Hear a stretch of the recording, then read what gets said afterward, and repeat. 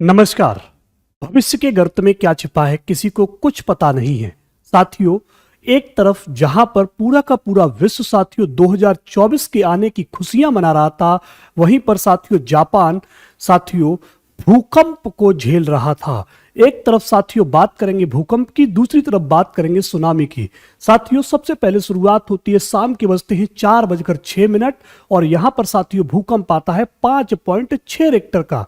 फिर साथियों 4:10 और साथियों भूकंप की तीव्रता 7.6 हो जाती है। साथियों जब भूकंप की तीव्रता 6 से अधिक हो जाती है तो बहुत कुछ साथियों तबाही सी आ जाती है, और जब यही भूकंप की तीव्रता 8 क्रॉस कर जाती है तो साथियों कुछ भी देखने को नहीं मिलता, सब कुछ साथियों सूपड़ा साफ हो जाता है।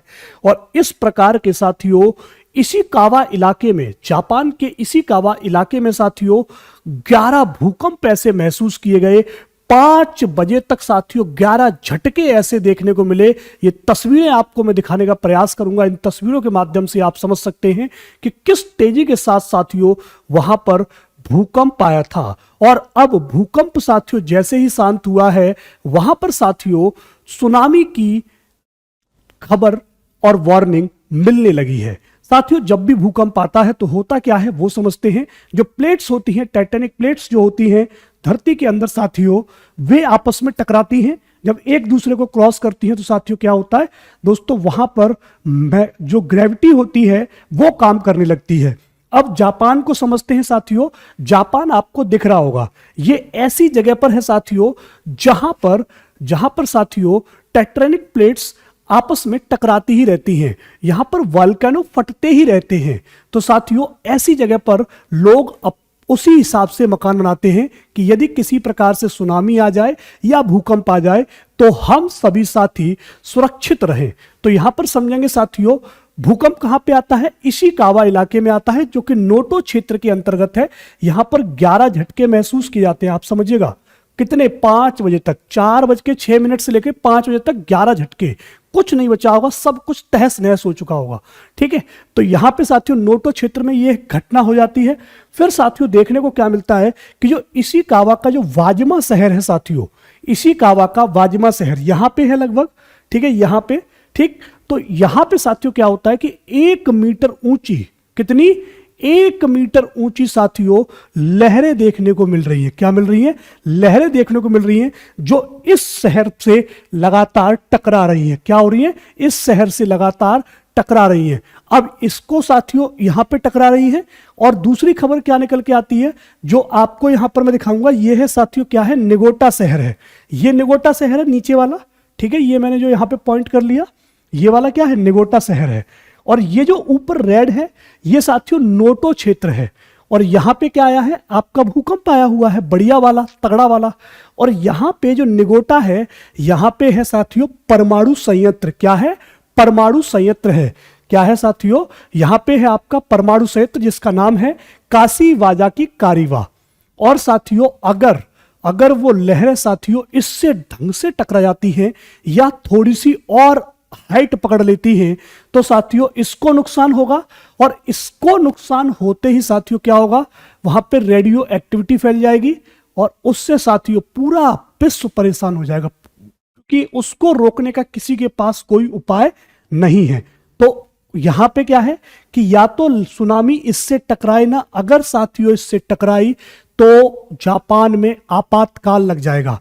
ठीक है, आप यहां पर समझिएगा, यहां पर समझने का प्रयास करिएगा, क्योंकि ये आपको याद आ रहा होगा कि ये हमारा क्या है, नागासाकी हिरोशिमा वाला इलाका है। ये नागासाकी यहां पे है, हिरोशिमा यहां पे है। यहां पे बम गिराए गए थे और इसका प्रभाव अब तक देखने को मिलता है। अगर ये वाला साथियों, अगर ये कांड होता है तो फिर साथियों भयंकर वाली तबाही होगी, भयंकर वाली, जिसे रोकना हम मानव के हाथों में नहीं है। जापान में इतने अधिक भूकंप क्यों आते हैं? इसलिए आते हैं क्योंकि साथियों ये पैसिफिक रिंग ऑफ फायर वाले इलाके में आता है।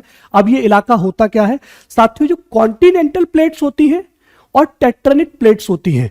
ये दोनों ही प्लेटों पर है और जब ये साथियों आपस में टकराती हैं तो साथियों भूकंप का निर्माण करती हैं, और जब ये बहुत ही जोरदार तरीके से टकराती हैं तो साथियों भूकंप का निर्माण करती हैं। यहां पर इनके टकराने और इनके पीछे सिकुड़ने की वजह से साथियों वोल्केनो भी फटते हैं, और जब वोल्केनो फटते हैं तो क्या होगा साथियों, लहरें एकदम से अपने आप को क्या करेंगी, ऊपर को उछालेंगी, और जब ये लहरें अपने आप को उछालेंगी और फिर से साथियों नीचे आएंगी तो ये भयंकर वाली तबाही मचाएंगी।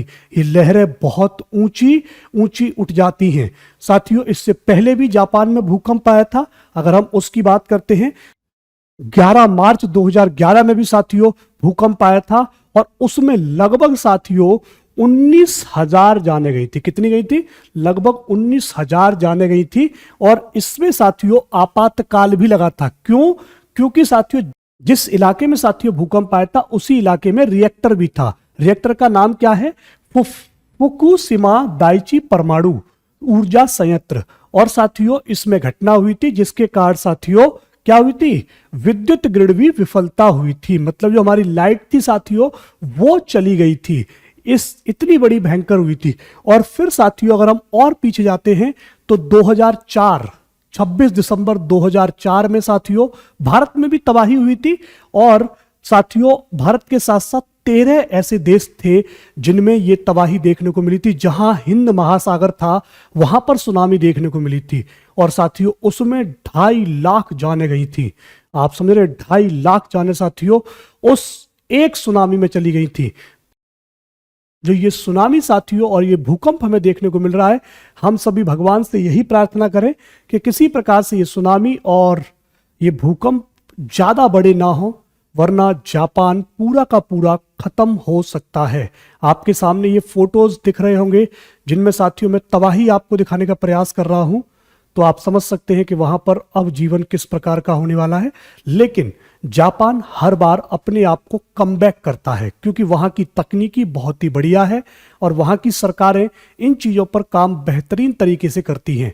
वो हर चीज को उस तरीके से डिजाइन कराती हैं जिससे कि वहां का जो जनजीवन है वो आसानी से चलता रहे और तेजी के साथ वो विकास की ओर बढ़ने का प्रयास करते हैं। यही स्थिति अगर भारत में होती है तो भारत में साथियों हम लगभग 1 साल तक उसी चीज को ढोते रहते हैं, और सही तकनीकी का प्रयोग करके हम अपने आप को उस स्टेबिलिटी के साथ आगे नहीं बढ़ पाते हैं। तो वीडियो आपको सही लगा हो तो वीडियो को शेयर कीजिएगा। मिलते हैं आपसे नई वीडियो में, तब तक के लिए नमस्कार, जय हिंद, जय भारत।